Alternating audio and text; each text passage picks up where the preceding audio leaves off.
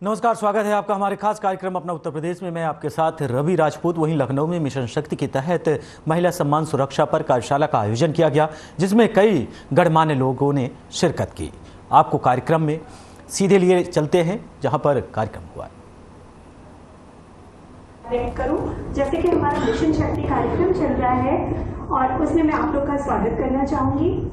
और मेरा सवाल है आपसे, क्योंकि आप एक साधारण महिला हैं और बहुत साधारण तरीके से मैं आपसे सवाल पूछना चाहती हूँ कि आप महिला सशक्तिकरण को किस रूप में देखती हैं और आपको कैसा लगता है कि मतलब महिलाएं जो है घर से बाहर जाके कार्य कर रही हैं और घर पे भी कार्य कर रही हैं, तो दोनों चीजें जो वो बैलेंस कर रही हैं उसके बारे में आप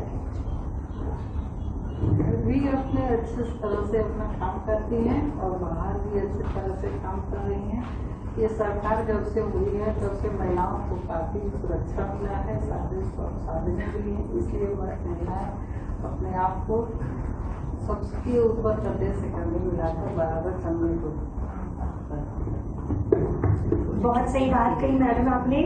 और मैडम मेरा सवाल आपसे है, आप किस तरह से देखती हैं महिला सशक्तिकरण को और मिशन शक्ति जो हमारे माननीय मुख्यमंत्री जी ने जो ये योजना चलाई है, इसके संदर्भ में आप क्या कहना चाहेंगे और आप महिला होकर कितना अपने आप को सुरक्षित महसूस करती हैं? आज अगर इस तरह से देखें तो आज बहुत परिवर्तन हुआ है और समाज बहुत आगे आ गया है। लड़कियां सुरक्षित अपने महसूस कर रही हैं। इसके बावजूद भी कुछ घटनाएं ऐसी हो जाती हैं जो हमें विचलित करती हैं और उसका कारण है कि हमारा समाज अभी भी अशिक्षित है। हमारा आधी आबादी हमारी शिक्षित है तो आधी आबादी हमारी बिल्कुल अशिक्षित है। तो आज हमें उस पर काम करने की ज़रूरत है। जैसे मैडम ने कहा था कि बहुत काम करने की ज़रूरत है। अभी हम उस जगह पर नहीं पहुँचे, उस मुकाम पर नहीं पहुँचे हैं कि हम ये कह सकें कि हमारी महिला पूर्ण रूप से सशक्त हो गई है। हाँ, अच्छे काम हो रहे हैं, अच्छे निर्णय लिए जा रहे हैं और सरकार द्वारा भी बहुत पॉजिटिव काम हो रहे हैं, बहुत अच्छी तरह से उनका कार्यान्वयन भी हो रहा है। लेकिन उसमें भी बहुत करने की ज़रूरत है। लड़कियों को बहुत शिक्षा देने की ज़रूरत है। लड़कियों के साथ हमें अपने घर के जो बच्चे हैं, लड़के हैं, उनको एजुकेट करने की बहुत ज़रूरत है। जो हमारे यहाँ जो समाज में इस समय जो अभाव मुझे लग रहा है वो है कि वैल्यू एजुकेशन का बहुत अभाव है। मॉरल एजुकेशन नहीं है बिल्कुल। स्कूलों से मॉरल एजुकेशन का एक वो, क्योंकि मैडम स्कूल चलाती है तो मुझे ये पॉइंट बहुत ज़रूरी लगता है कहना चाहिए कि हम जब पढ़ा करते थे तो हमारे यहाँ एक पीरियड होता था हमारा मॉरल एजुकेशन का, उसमें नैतिक शिक्षा का। उसमें जो चीज़ें मुझे तब बताई गई थी नर्सरी क्लास में या फर्स्ट में, वो आज भी मेरे दिमाग में उसी तरह ताज़ा है। और मुझे लगता है जब भी कोई ऐसी चीज़ आती है तो वो चीज़ें मुझे याद आ जाती हैं। मुझे लगता है कि बच्चे का जो मन होता है, मानस पटल होता है शुरुआती दौर में, उसमें जो मॉरल एजुकेशन होती है वो उसके व्यक्तित्व के निर्माण में काम करती है। तो इसके लिए ज़रूरी है कि एक मॉरल एजुकेशन जो हमारे स्कूल से, हमारी शिक्षा से गायब हो गई है, वो बहुत ज़रूरी है उसको फिर से इंट्रोड्यूस करने की। दूसरे टेक्निकल एजुकेशन पे बहुत काम हो रहा है, बहुत ज़्यादा। हमारा पूरा समाज ही टेक्निकल हो गया है। लिटरेचर और सामाजिक ज्ञान जो सोशल साइंस है वो बिल्कुल गायब है, उस पर काम नहीं है। टेक्निकल एजुकेशन, कंप्यूटर सीखो, आगे बढ़ो, कंप्यूटर सीखो, उस पर दौड़ है। तो वो जो कंप्यूटर का दौर है ना, ये हमें बहुत सारे विचार, बहुत सारे चिंतन, बहुत सारी सोच से बहुत पीछे भी ले जाता है। मतलब सोचना ही नहीं देता कुछ। फ़ोन भी उठा लीजिए ना तो वो हमारी सोचने की क्षमता को बिल्कुल धीमा कर देता है। तो मुझे ज़रूरत है कि इस स्तर पे भी कुछ काम की ज़रूरत है। आर्ट के जो सब्जेक्ट्स हैं, हमारा आर्ट साइड बिल्कुल ख़त्म हो गया है।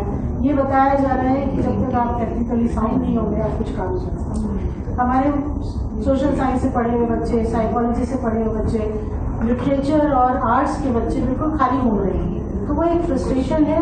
वो जो फ्रस्ट्रेशन है वो लड़कों में भी है और लड़कियों में भी है। वो भी हमारे समाज को एक खराब दिशा में मोड़ता है। उस पर भी बहुत काम करने की ज़रूरत है। ये मेरा एक सुझाव है।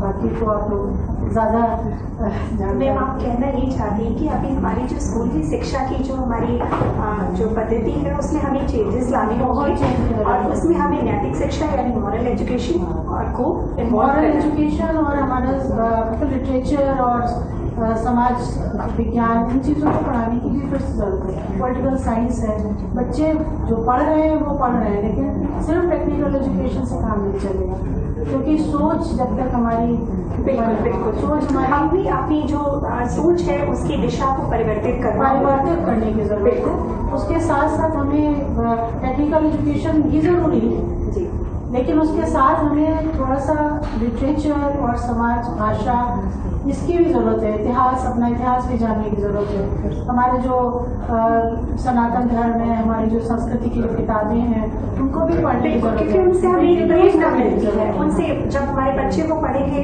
तो उनसे उनको वो प्रेरणा मिलेगी। हाँ, तो वो समाज में अच्छी कार्य करने के लिए प्रेरित होगी। जानते ही नहीं, हिंदी नहीं पढ़ सकते हैं, संस्कृत नहीं पढ़ सकते हैं जी। हमारा पूरा लिटरेचर हिंदी में है, संस्कृत में है, उसको नहीं पढ़ पा रहे हैं। तो वो थोड़ा सा उसके साथ साथ कुछ और भी काम की ज़रूरत है, जो जैसे मैडम स्कूल चला रही हैं, जो वो लोग काम कर रहे हैं वो इसके काम कर सकते हैं। मैम एक आखिरी सवाल आप लें, उसके बाद से हम अपना सेशन लंच के लिए करेंगे, क्योंकि हमारे साथ हमारी एक और गेस्ट मौजूद हो चुकी, तो बस हम इनके साथ तुरंत हम सीधे लंच की तरफ अग्रसर होंगे। आप एक आखिरी सवाल कर लें दोनों गेस्ट से। महिला सशक्तिकरण पे क्या मैसेज देना चाहेंगे? महिला सशक्तिकरण पे मेरा मैसेज ये है कि लड़कियों को कभी अपने को कमज़ोर नहीं समझना चाहिए।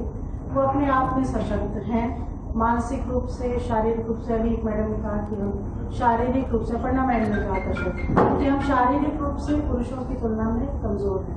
मुझे नहीं लगता हम कमज़ोर हैं, हम सशक्त हैं। जब हमारा मन सशक्त होता है तो हम शारीरिक रूप से अपने आप सशक्त होते हैं। हम कहीं किसी से कमज़ोर नहीं हैं, हमें कमज़ोर नहीं समझना है, हमें आगे बढ़कर काम करना है। कोई ऐसा फील्ड नहीं है जिसमें महिलाएं ना हो, कोई ऐसा फील्ड नहीं है समाज का जिसमें महिलाएं नहीं है। और फील्ड में बड़ा देखिए हमारे बीच में मैंने बहुत अच्छा बोला, मन से सशक्त होने की सशक्त स्त्री समृद्ध समाज का आधार है, वो तो बेस है हमारा। क्योंकि पुष्पा मैम, आप भी कोई मैसेज एक जरूर दें, क्योंकि आप एक सामान्य गृहिणी हैं, लेकिन आपके पति द्वारा कई लोगों के फैसले किए जाते हैं, तो मुझे लगता है कि अगर वो जो फैसले लेते हैं वो फैसले अच्छे बुरे तो दूसरों के लिए हो सकते हैं, लेकिन वो कहीं ना कहीं सच्चे होंगे, तो आप वो प्रेरणा स्रोत हैं, तो एक मैसेज आप जरूर दीजिए। हेलो, मैं आपको करेक्ट सामान्य गृहिणी का सबसे मुश्किल काम है। वो पूरे दिन वो काम करती है, मुश्किल काम है सामान्य और गृहिणी। सबसे ज्यादा सम्मान की बात और है, सबसे वो मतलब बहुत आप सम्मान गृहिणी बाबा बोल रहे हैं, ये सबसे ज्यादा सम्मान की बात Thankless job है। क्योंकि हमारे बच्चों को एजुकेट करती है, एक अच्छे घर को निर्माण सारी महिलाएं एक मैम देखिए, आपको किस प्रकार से मनोबल मिल रहा है, और आप मंच तक जाने से पहले आप ये कहना चाह रही कि मैं तो समान हूँ, ये तो सारे लोग असाधारण है, लेकिन देखिए आखिरकार ये असाधारण लोग ही आपको जो है असामान्य समझ रहे हैं। तो एक मैसेज जरूर, अब आपका तो मनोबल बढ़ गया, कृपया एक मैसेज जरूर दें और हम लोग इस प्रोग्राम को फिर वाइंड अप करें सेशन को, इस वाले सेशन। इसमें हम क्या बोल सकते हैं ज़्यादा, क्योंकि जो कचहरी का काम है वो वहीं कोर्ट में ही होता है, लेकिन आजकल हम देख रहे हैं जितने भी कोर्ट में काम हो रहा है महिलाओं की अपेक्षा बहुत ज़्यादा हो रहा है, और उन लोगों को ज़्यादा सुविधाएं दी जा रही है और ज़्यादा से ज़्यादा उन लोग को फैसला सुना जा रहा है। थैंक यू मैम, और रेणु जी आपका बहुत धन्यवाद, इतना बढ़िया आपने सेशन किया। बस